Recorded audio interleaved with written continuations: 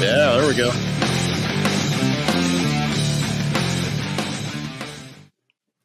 A very quiet introduction to episode 3 of 49 Volts podcast. I think we've settled on it, Eric. That's going to be the new theme music. I like it. And no complaints good. There. Good. And thank you to whoever I need to attribute for that song. I do like it. I put it in the video description, but thanks a bunch for that. So, hey, everybody, welcome again. Episode 3 of the 49 Volts podcast. I am your host, Josh, and have my friend here, Eric Brinks from Spintly. How you doing? I'm doing great, man. How are you?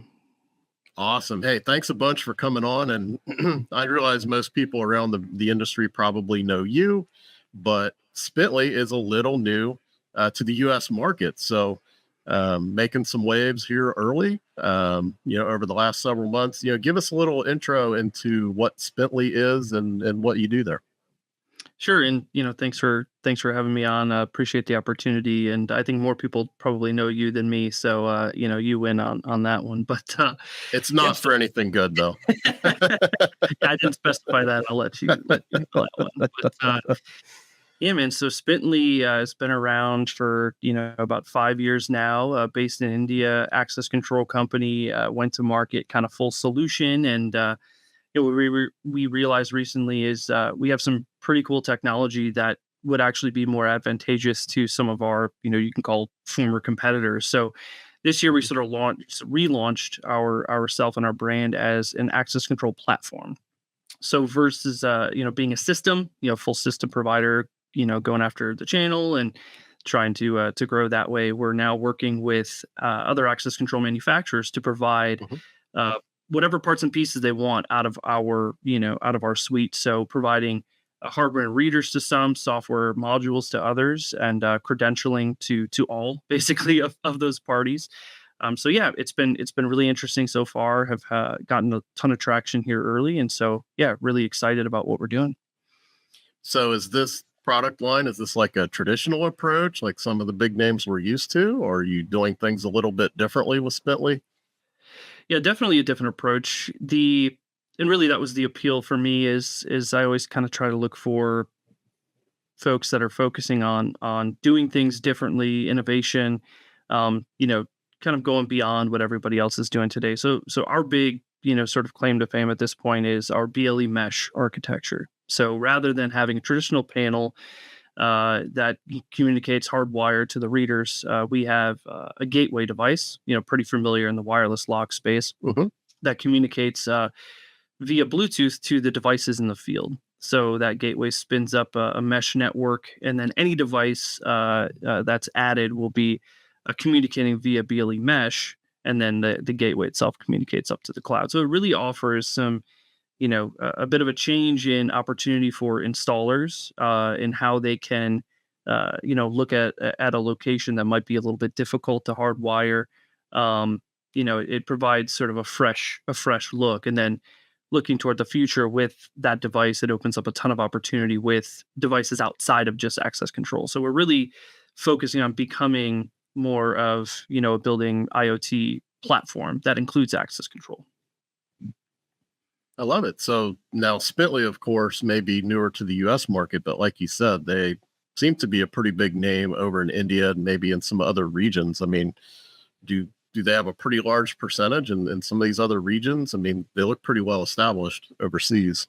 Yeah, for sure. And that's some of the excitement for me is I get to kind of operate in this, startup environment here in the US while having a really solidified platform and customer base, especially in India. So we do have some other markets, but India was a pretty wide open market. And traditionally, it's very difficult to import product into India. So it's been a market that, even though it's the fastest growing population globally, 1.5 billion, I think, at this point, and growing like crazy. So huge opportunity, ton of infrastructure, but no one was really focusing on it as a primary market. So our two founders, Rowan and Malcolm, they took a look at the industries and said, hey, we are technology guys. What can we do? So sort of started as an IoT platform initially, and then viewed access control, which was one of the components of that early platform, as the biggest opportunity. So in India, they've gotten customers on board like WeWork,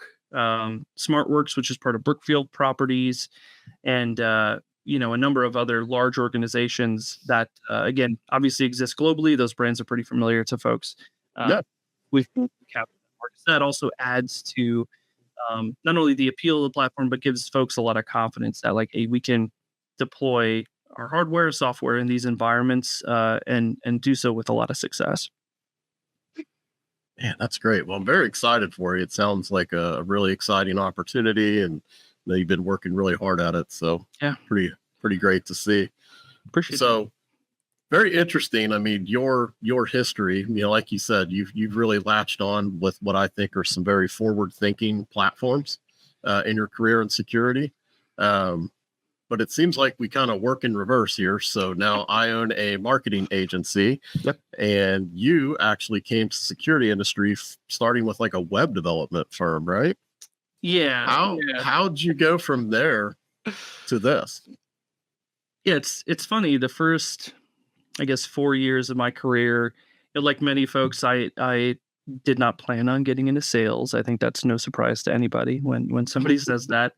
The first job I took, the title was social media specialist, which I didn't really know what that meant, but it was a job, and this was 2010, so that was a good time to just get a job that existed. So it was with a company that was developing apps for Facebook, which again, really interesting looking back now at how Facebook has evolved differently, but. Businesses like the first one to the moon at that point in 2010. Yeah. I mean, if you think about it, these are very established needs for businesses now. But 2010, right.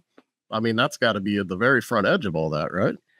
It was awesome. I mean, it was completely Wild West from a marketing perspective, and the opportunities that were there. So there was those games that existed, like Farmville and things like that, and so the company I worked for kind of made some similar games for customers like that, and then had also done some different pages, but working with Dos Equis as a brand, Foot Locker, Converse, and we were one of the only ones doing that. So I really kind of lucked out with that first role.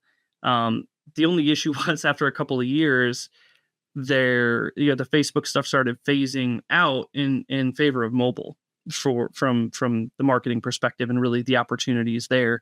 And we were a little bit slow on the take, the company I was working with at the time. So, the Facebook stuff died out, and we didn't really have a good plan for after that. So, from there, a couple other similar companies, a great website development company, a company that was building experiences for events for brands, which was a ton of fun. This was, I say a ton of fun. This was probably the low period for me at this one company, but we're building some really great experiences. One of them was like a Twitter voting kind of contest. And this was 2014, 2013, something like that. Mm-hmm. So again, kind of early stages for that sort of stuff. So one of the events we did was a karaoke contest at a country music festival in Nashville. I'm not a big fan of country music. To those who are, that's fantastic. But sitting there and hearing Before He Cheats like 3 times in a row by some real tryhards, they thought that they were going to make it. And, hearing that 3 times in a row. They played that at my wedding, by the way. Yeah. Yeah, it's sort of triggering when I hear the song now. It was, but it was a lot of fun. It was just different technology and always something new, and that kind of got me hooked on that approach, which is of course why access control was just clearly the path after all that, because we all know, innovation city over here for access control and security in general. But well, first of all, I thought I may have been the last person alive that used Facebook on a desktop. Oh yeah. I mean, I remember grabbing a nice cold, Diet Coke and sitting down at the computer desk to get on Facebook. That was a long time ago. So that's wild. It is. It's it feels like I don't understand how stuff has changed so quickly in 10, 15 years, but it's been nuts. Oh, I mean, things change at this point now. I mean, I feel like, especially in social media, I mean, things change monthly. Yeah. At this point, but no, that's wild. So It sounds like, before I rudely cut you off there, I mean, you kind of hit a point where maybe you were looking for something different that was getting a little old, or just one too many country concerts Yeah. that you had to be involved with. And Yeah, I mean, it was a lot of it was stability. Looking for it was all startups up to that point, and that was great for the first few years, and I felt I built up a lot of skills on the sales and BD side, but wanted to look at something that was a little bit more established. And I was living in Washington D.C. area at the time, and there was a I can't remember who put it out, but it was like the 50 coolest companies in the DC area. And of course, because I still wanted to kind of keep that part of what I was doing, Mhm. I applied to every company on the list. Um, Wow. Most of them were not hiring, including Brevo, who was on that list. So it was actually Brevo Labs, which I don't need to dive into the deep history there. Ask Leo Des about that one if you wanna learn a Yeah. little bit more. But yeah, I just sent in a resume, and Brevo happened to reach back out, and I had no idea what access control was. Unsurprisingly, I think that's pretty common outside the industry. But they said, hey, we don't have any roles within labs at this time, but there's an inside sales role. It looks like your experience would be a fit. And so I said, yeah, what the hell? Why not?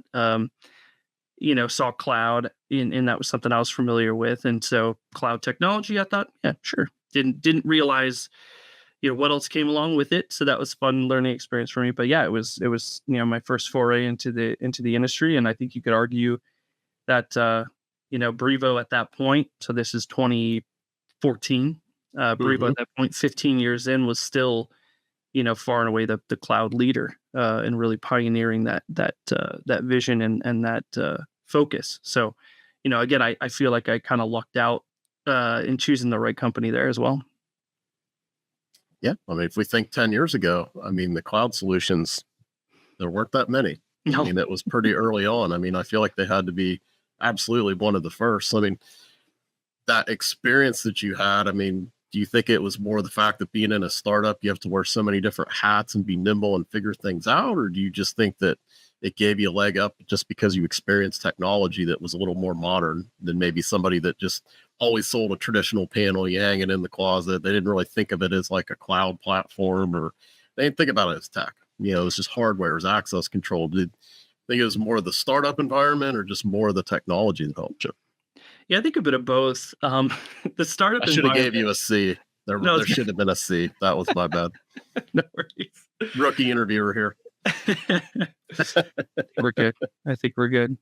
So it's funny, for better or worse, being in a startup environment from the get go has given me a false sense of ownership, probably within organizations, and a, Mm, a louder voice than I probably deserve most of the time. But mm, it sort of allowed me to, gave me the confidence to jump in. And that was always my mentality: is I'm a part of this, and I can, my yeah, feedback matters. What I have to say matters, whether it did or not. It gave me the confidence to kind of jump in and start making a little noise, which I think was always helpful. And having sold a platform before, cloud platform with subscriptions and things like that, things that were yeah, definitely foreign to security and still are, for a lot of folks. That experience definitely helped out a ton. And then, being able to learn from folks that really, most of them sort of grew up in Brevo and in that environment. So there was less legacy, terminology and legacy sort of, systems that I didn't have to backtrack much. I kind of mhm, jumped in, new technology, let's go. I think the funniest thing was realizing that after a year in the office, going on into the field was my first experience with integrators. right, And that was interesting for me as well, because it was the opposite, right? It was these guys had grown up on non-cloud systems, so things like subscriptions, or we always try to use that word versus fees, right? Things like that were so unnatural at the time, and so it was mhm, it was a great opportunity because it was a ton of education.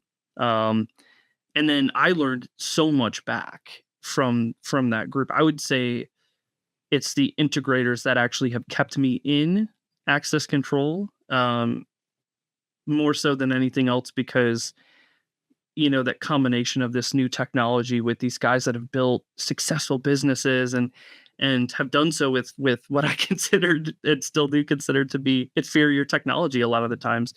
Yeah, that's not easy to do. And so I learned a ton from that group as well. And I feel like that's been, again, lucky to be able to experience sort of that balance to start my career off there.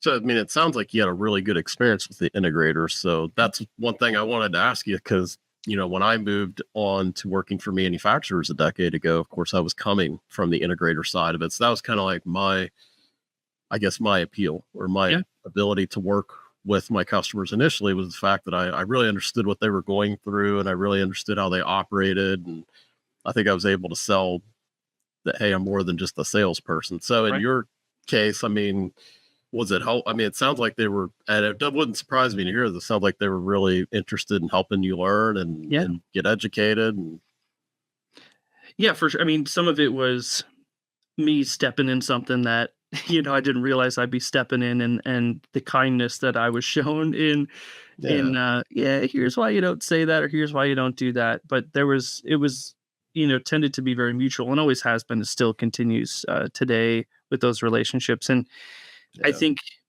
going in as 20, I don't know, mid 20s guy that didn't have the experience and trying to say like, hey, with that RMR, you could, the value of your business. And they're looking at me like, the hell do you know about a successful business? And sort of that balance of, appreciating what I saw as a great lifestyle business for a lot of these folks, where it's like they're they have their own business, they make their own schedule, they get to work with the people they want to work with. Appreciating kind of that small business mentality hmm, and recognizing that that's the appeal of that versus not everybody needs to be the biggest and the best or whatever.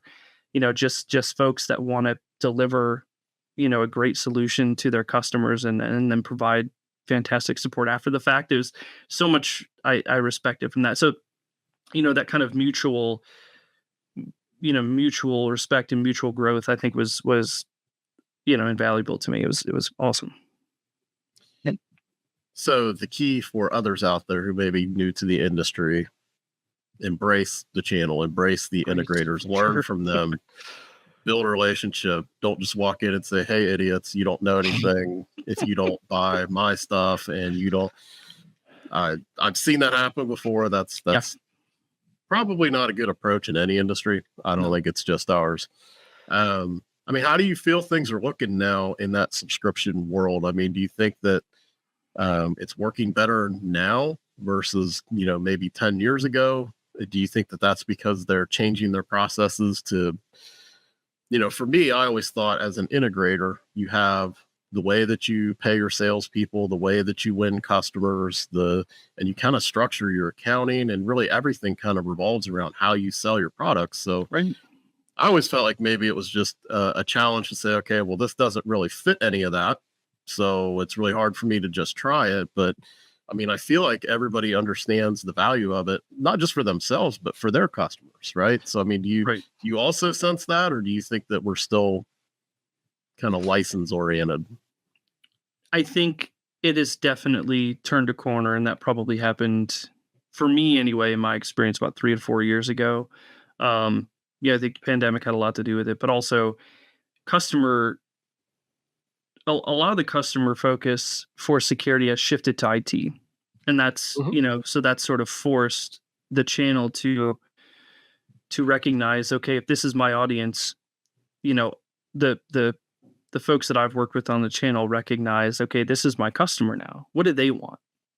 Before it might have been a facilities manager that's kind of used to being holed up in that basement office with a machine Mhm. running, and so for them, they just wanted to be able to have a simple solution that they could go log in, do what they're used to doing, having a system that just sits there, doesn't change for 20 years, right? And I think the shift to IT, where the expectation is that there's going to be technology refreshes every 5 years, and that Mhm. if your solution isn't set up for those automated upgrades, then it's going to be a problem for them. Not Right. having another server in the closet or another machine in the closet, running, I've seen Windows 95 and then Windows 98. And again, the funny thing is that a lot of those folks are like, well, it still works, I can't do much with it. Yeah. But IT sees that and they're like, hell no, we're not. That's not what we're doing. Right. And so, Yeah. the integrators that I've seen sort of pick up on that, I would say the early adopters started about, 10, 15 years ago. And then, over the last 5 years, almost everybody that I've talked to in the channel has adopted some sort of cloud solution. Mhm. And they've started to understand what the positive impacts that it has for their customer. Even though it's a different billing model, it's a different way to sell, it does bring that value to the customer.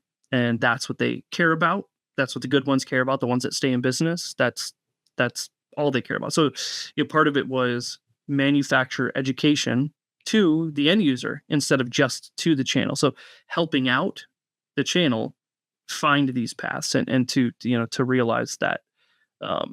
So yeah, it's been interesting to see for sure. I imagine in the IT world, there is no more frightening idea than finding even a Windows XP or 7 at this point. I mean, that to me was always really important as far as having something more modern, is the fact that it's not just that it automatically updates, but it's going to work with what's current. Yeah. Because you just can't have an operating system running on your network that is no longer supported, because that means all of the malware and everything that's going on out there, which is, I mean, you want to talk about an industry it's hard to keep up with, get into cyber. I mean, that changes by the minute.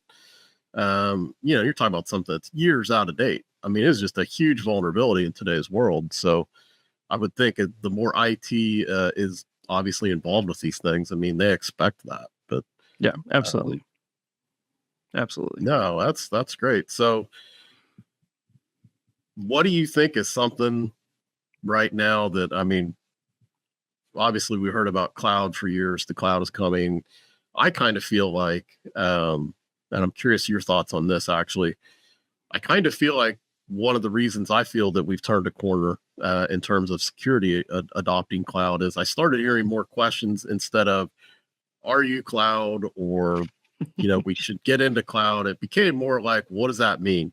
Like, are you cloud managed? Are you hosted? Like, what does that look like? What's the architecture of it? Gee, it seems like everything touches a cloud somehow, right? So what are you doing? I mean, I feel like they were digging in more to the details of that. I mean, have you seen that education you're just speaking of, that everybody's a little more aware of what it means to be cloud and trying to dig deeper and understand it?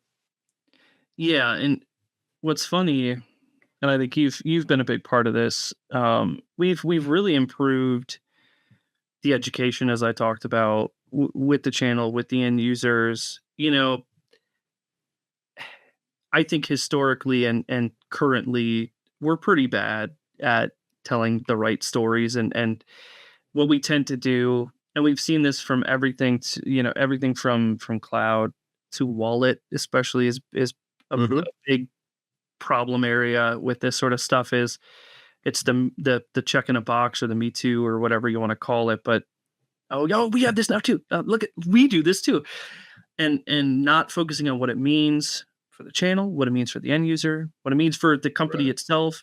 It's just, I think we've been so product focused from a marketing perspective that the very few people know how to tell these stories, and the ones that do maybe don't either, aren't given the opportunity to let their voice be heard, or they're not spending the money on the marketing side to get that done. And the ones that are, I mean, you can really tell the difference of how an integrator for one system will talk about that solution versus another, right? And the difference being, somebody's been educating them or they've figured it out on their own, the next layer, right? We've always been very surface level, I guess is what I'm trying to say. Like, there's so much depth beyond what is cloud, what is mobile, what are badges, right? And now we're really digging in to the depth. And I think, to me, that's the exciting thing, because I've always tried to focus on that, but it's not easy to do, especially when it's,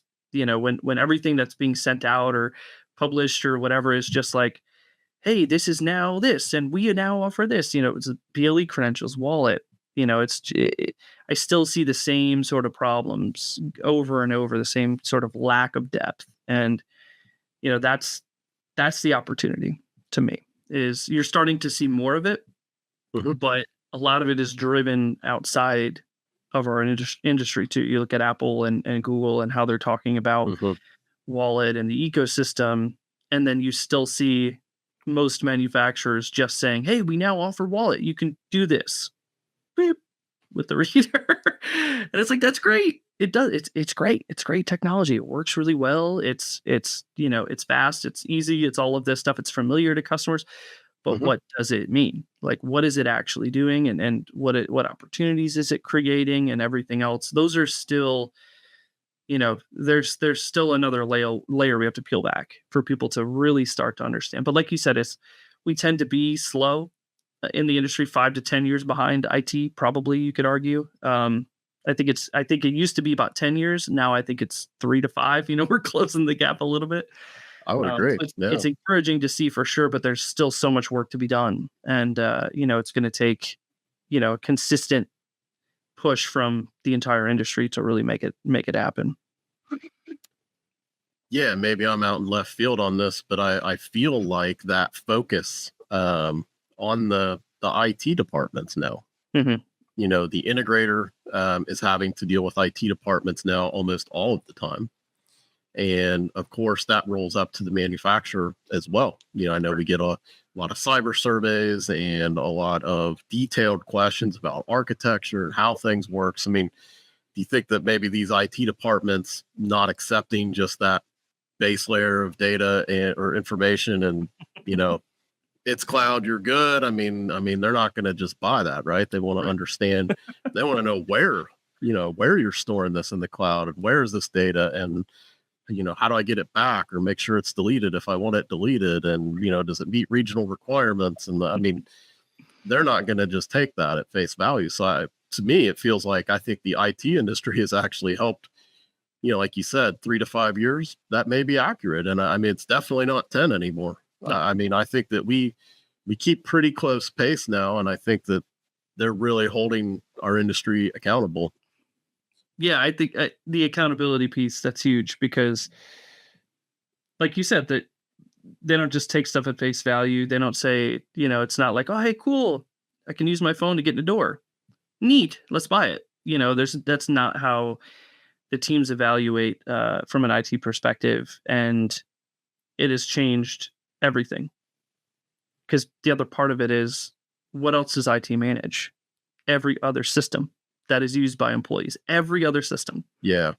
The HR systems that are used for onboarding employees are generally vetted by IT, and IT wants everything connected to those systems, right? So that's another kind of area of being a part of the rest of the organization instead of being a silo. And historically, the argument was, well, you want to be a silo because it's security. You want it to be separated.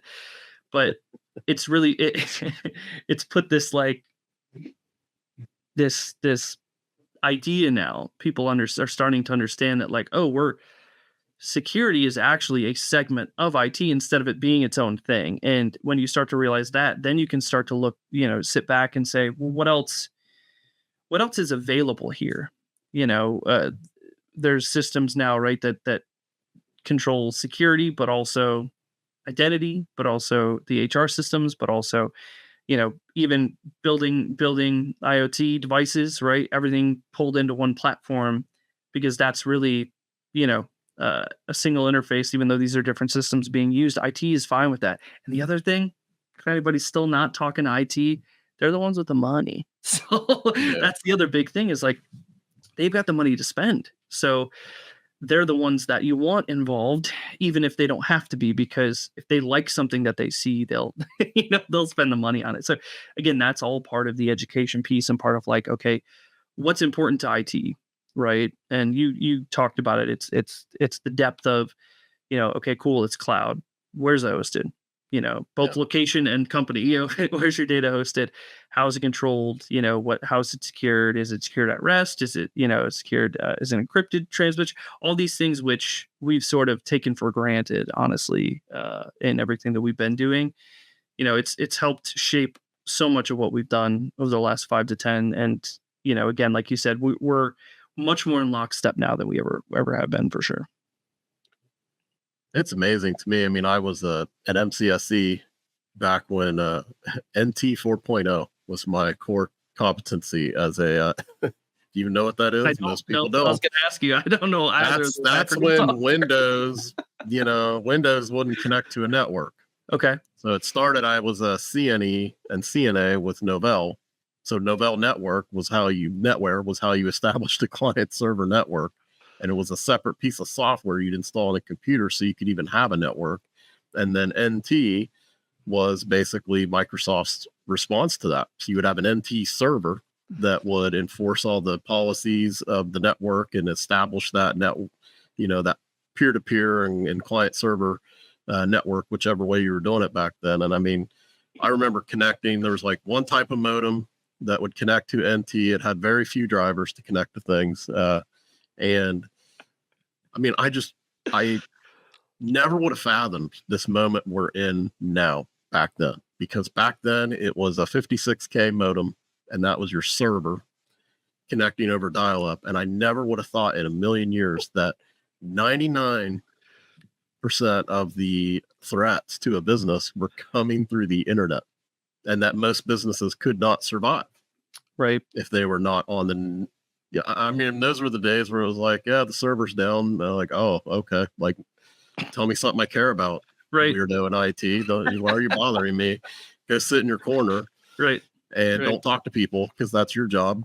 Yep. And I mean, it's mind blowing, to think. I mean, it may be a lot of time in my feeble 46-year-old body, but in the span of history, how much the world has changed. I mean, it's. I don't know. It's hard. People. Nobody cares about old man. It's hard to think about the power. It makes me feel better. I didn't understand or know any of the acronyms that you use there. So I think that we'll turn that positively instead of negatively toward you, and just say, hey, that means stuff's evolved and changed, and yes, and at the rate that it has. I mean, again, it's I have a couple kids now, and seeing the adoption of technology and everything else, it's like it doesn't feel that long ago when I was in college, and I still had my flip phone, didn't have an iPhone at the time, and the idea now that I would not have one feels like, how would I function? And that's sad to me, but it's reality now. And I think a lot of people that I've had that conversation with feel that way, right? Like you can't be disconnected anymore. No, you just can't be from anything. And again, that all kind of ties back to, security has to be a part of that. It has to be. Yeah, I would agree. And I mean, it's good and it's bad. I mean, I remember the days where you could be disconnected and you think that's nice, but boy, did you get a lot more ugly surprises than you wish you'd have known, the day before. So now, at least things instantly. Right. In most cases now, but yeah, I mean, it's just amazing to me how the world has changed. And yeah, I mean, I'm excited when I look at the security industry. I think everybody does a much better job of keeping pace. And I think the level of education and understanding is getting so much better. And the conversations, when I had a role with a manufacturer, you're talking to other OEMs. I mean, they were very interested in and knowledgeable about cloud architectures and Docker containers and just all these things that you never would have thought you'd hear people in the security industry talking about. So I think we've all really leveled up, It's been huge. That's good to see. Well, talking about all that has changed, before we go, I love to ask a crazy question that most people don't have an answer for. But I mean, what do you think is the biggest thing coming that nobody's talking about? AI. No, I'm totally kidding. Nobody's talking about. I mean, that's a perfect example. Before I get into what I really think that the future's, go for it. On that, AI is another great example of a shiny object that Mhm. has, again, some folks have adopted it in really cool ways already. Most are just saying, "Hey, we we have AI now." What does that mean? It's the same as everything. Okay, we're cloud now. Okay, what does that mean? What does it mean for your Yeah. customers, for their customer? Like AI, it's the same sort of thing. It's just it was wallet and then it's AI. So yeah, while I do think that's a part of, that's AI to me is not a shiny object as much as it's going to become, a baked into the architecture of everything, Everything. right? And it's Yeah. and it's a behind the scenes thing much more so than anything else. So I think everybody kind of understands what the opportunity is there. But really, again, it's not even an opportunity to me. It's just something that it's going to be adopted because it's technology that makes sense for most organizations, especially from like a development and platform perspective. But that what's going to be interesting, I think, is going to be able to kind of watch the evolution of okay, right now we've got a lot of powerful platforms that have a lot of great features and great integrations and things like that. I think we're going to start seeing a lot more of what today are called kind of middleware platforms. Yeah. Some started as like visitor management and everything else. These platforms that again can kind of connect everything together and make things much more seamless for IT. Like we're already starting to see enterprises that I know 4 or 5 years ago had zero interest in that, and most of it was because of the capabilities of those platforms at the time. But, you know, I think if access control system providers, platform providers aren't thinking about what else they can, the next evolution of what their platform is going to be, I think it's going to be a problem for a lot of those folks. We're seeing a lot more sensor integration and a lot more, again, other building IoT integrations. And I think those are going to become the standard. So if your system just does access control, even if it does it really well, I think you're going to either It's be not out of enough. business or become a complete afterthought. And you're just going to be something that's almost like how people think about, just a necessary component that just sits there. Nobody's going to look at you or care. They're going to have something else. So either people are going to build all of this, and by the way, this isn't new. This is something people have been talking about, but Mhm. um, it's easy to talk about it. But if your infrastructure today is not ready for it, it's not going to happen. You're not going to be able to deliver these things. If you're still kind of building on traditional architecture because that's what you can sell today, I think you're screwed. And so that's really, 10 years ago, couldn't have made that argument. 5 years ago, I think even it would have been harder to make that argument. But that's really where I see things happening is being that technology platform versus just access control or just video or whatever the case may be. Yeah. So, I mean, I feel like what you're saying is there's an opportunity for the security industry to harness that opportunity and not let a more IT driven or, other type of platform do that. And I don't know as much about them, but I'm seeing some platforms like that really emerge. Yeah. And it looks like they are growing and doing really well. So, I mean, that makes a lot of sense to me. And I think you're right. I almost had a moment of regret and then realized it isn't my issue anymore. But I went to pick up my daughter today. She's sick, and brought her back to the Bowman Vision Studios. And when I go into the school, there's the old school IP based, a phone that we're all familiar with in this Yep. industry. Those go back a long time, longer than people think. I remember installing those as an integrator. And then when I get inside, the whole, the process changed based on the technology that is available. It added value from the standpoint of they say, okay, they send an alert that goes to the teacher that she can send my daughter back to the office.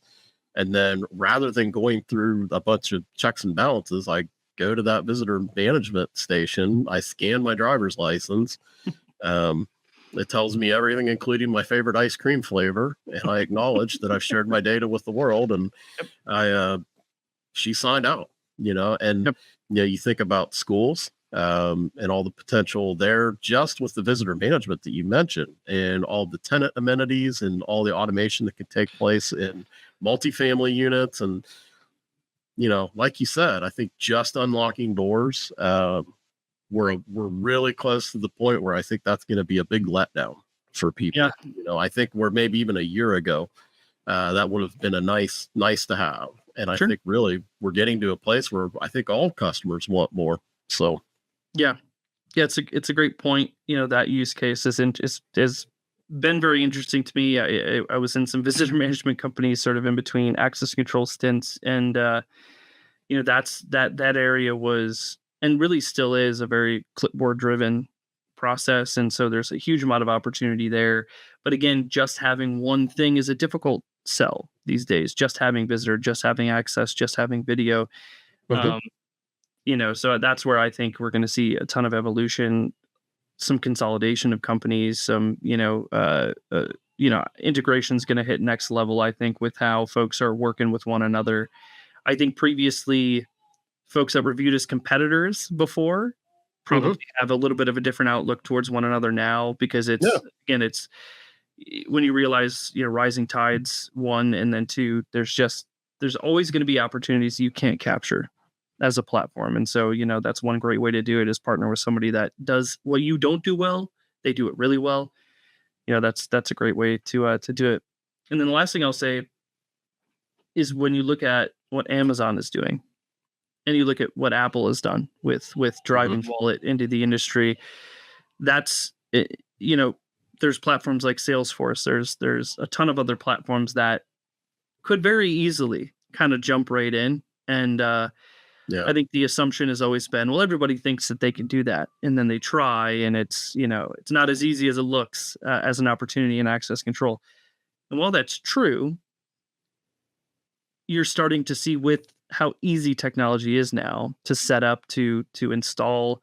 You've got people doing like BLE mesh. It's crazy stuff, but you'll start to see, folks realizing, okay, this could be a lot easier, and this could be a big opportunity for somebody that has nothing to do with security today. And that's where, again, people need to start paying attention with their products and how they're going to market, and saying, okay, we just do this one thing really well. Is that enough? And I think that's becoming more and more difficult to say yes to that, to answer yes to that question. So I think that's a great point. I think that's a pretty solid outlook. So Eric, are y'all filled up on partners, or are you taking applications for OEM partners there? If you are, how do they get a hold of you? Yeah, they can just reach out to me, eric.brinks@spintly.com. We're definitely ramping up partnerships, and always looking for more. So, anybody that's interested in again, a different sort of hardware architecture, or, has some software gaps to fill, we're here for you. So would love to hear from anybody that's interested in learning more. Perfect. Well, that was great. Well, Eric, thanks again for coming on. And I will replace my former Q lit LED lights at some point, add some new ones to the studio here. But really appreciate everybody coming on. And sorry there was a bit of a lull between episode 2 and 3. I did have another one scheduled for everybody next week. Unfortunately, my guest is in Tampa. So based on when I release this, obviously there's a horrible situation heading towards Florida right now. So everybody keep Florida in your thoughts and prayers and whatever is that you do. But aside from that, thank you again, Eric. Thank you, all of you. And we'll be back soon enough with our next episode of 49 Volts. Thanks, everybody. Thank you, Josh, so much.